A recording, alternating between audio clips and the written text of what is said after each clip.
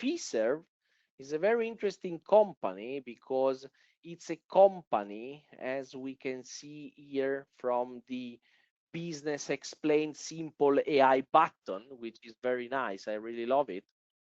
It's a company that helps others manage their money and payments using technology. Very simple. What does Fiserv do? Payment processing, banking solutions, merchant services, and what is important? Making money management easy, security, and grow and innovation. Okay, so you can use Fiserv in order to manage online payments. And um, I started to watch at this company a few months ago because it was very interesting. They were building, and they still are, uh, a, a stable coin in order to use it, for payments. And this is something very interesting. If we would like to analyze a little bit better from a qualitative point of view the company, we just have to click the quality scorecard.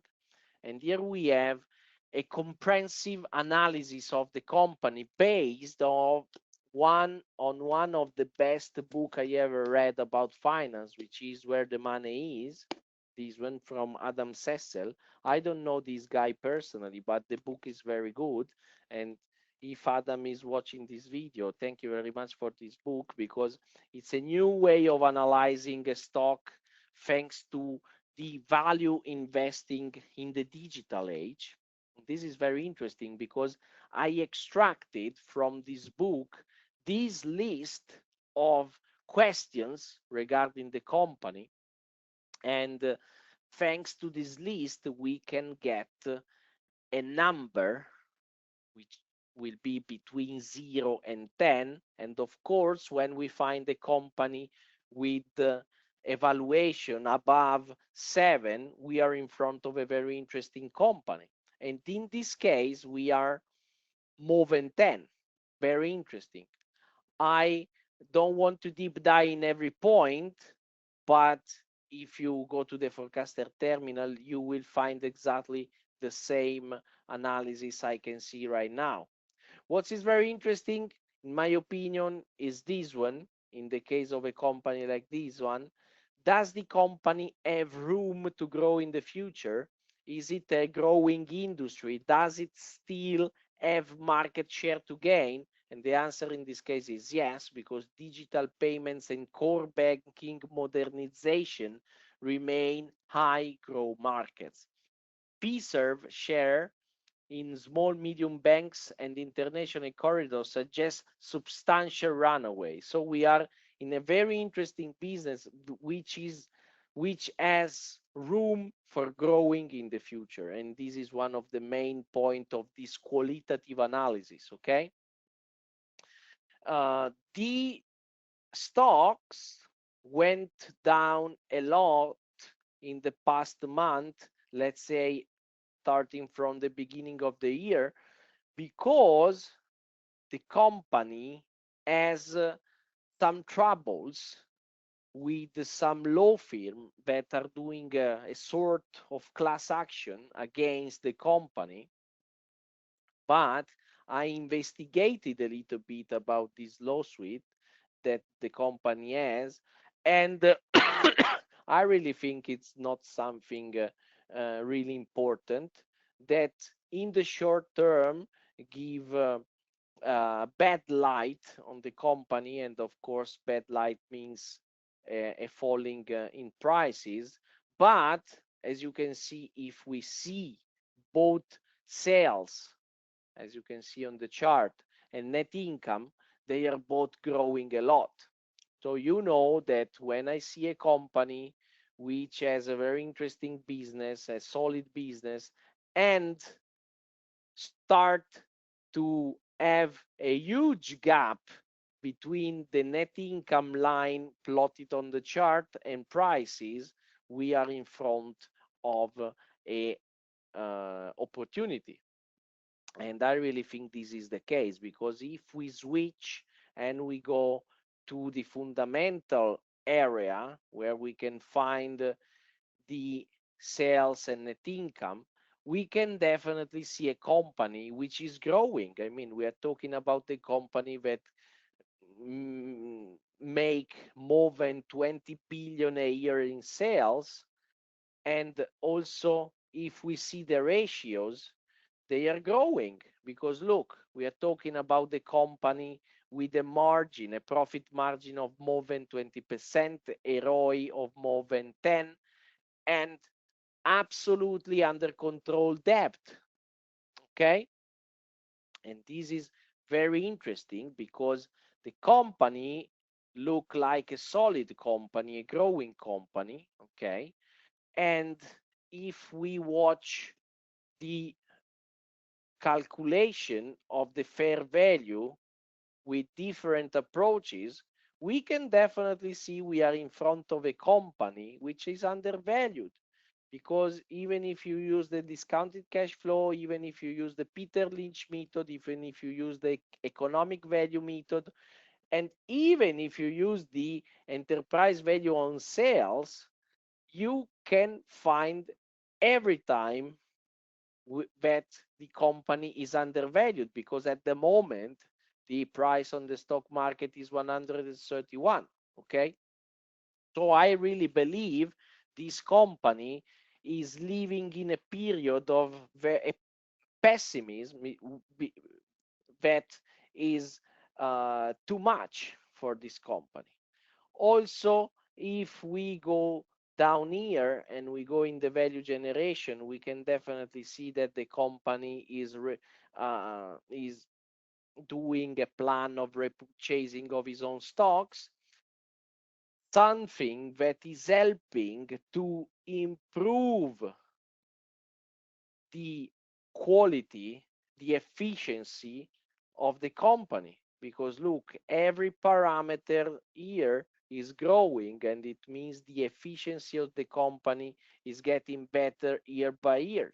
Okay, and so even if we go here in the raw part for the income statement, the balance sheet, and the cash flow, we can definitely see a company which is growing. Even if we see the TTM, which is the same data we can see on the chart in the overview page, this company is growing, and it's growing fast. It's very interesting.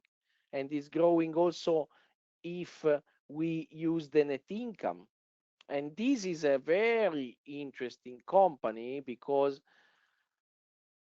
they are managing payments, and I really think that the qualitative scorecard is correct in this case, because I cannot imagine a future where the digital payments will decrease. So I really love this company. I really love this this business, because I really think can grow in the future. Let's have a look to the politician.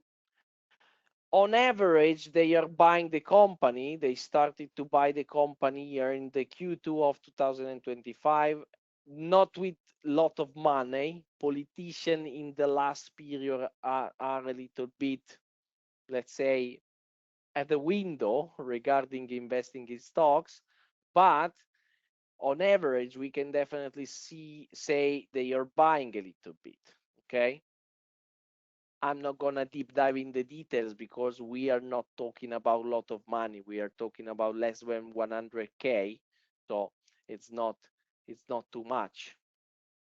And that's it. So if we see the overbought and oversold page, where we can get an idea if the company is going to change the trend. What do you think, guys? How do you analyze this market mood meter in this case? Is it a good situation or a bad situation for you? Later I will tell you what I think, but I would like to understand if you understand how we analyze this indicator. I love you guys because everybody are telling Philip, divergence, very good situation. I can see step by divergence.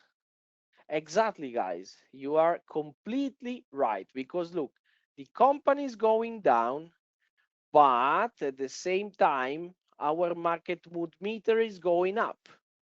And this is exactly what we are looking for in a company, because we can definitely say this company is performing on the chart a divergency that sooner or later will transform the trend from bearish to bullish.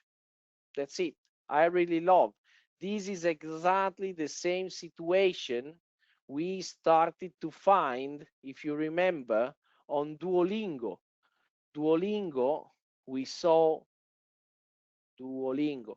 We saw exactly the same situation on Duolingo last week. Look, the company is going down, and the indicator is starting to say, hey guys, no more room for downtrend. We have to invert. And this is exactly what we are looking on Fiserv. Very interesting, guys. Very, very interesting. So this is why I'm bullish on this company. But we can also have a look to the projection.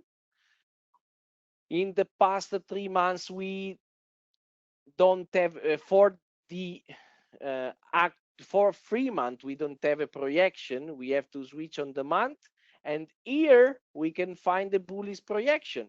We can definitely see, and we can definitely say that probably it's not very robust, but on 1, 2, 3, 4, 5 cases on 7 in the past 20 years, when prices moved like they just did in the last month, then we had a reversal in the 71% of cases. Okay, so I really think we are close to an important low, and this is why we are talking about of this company.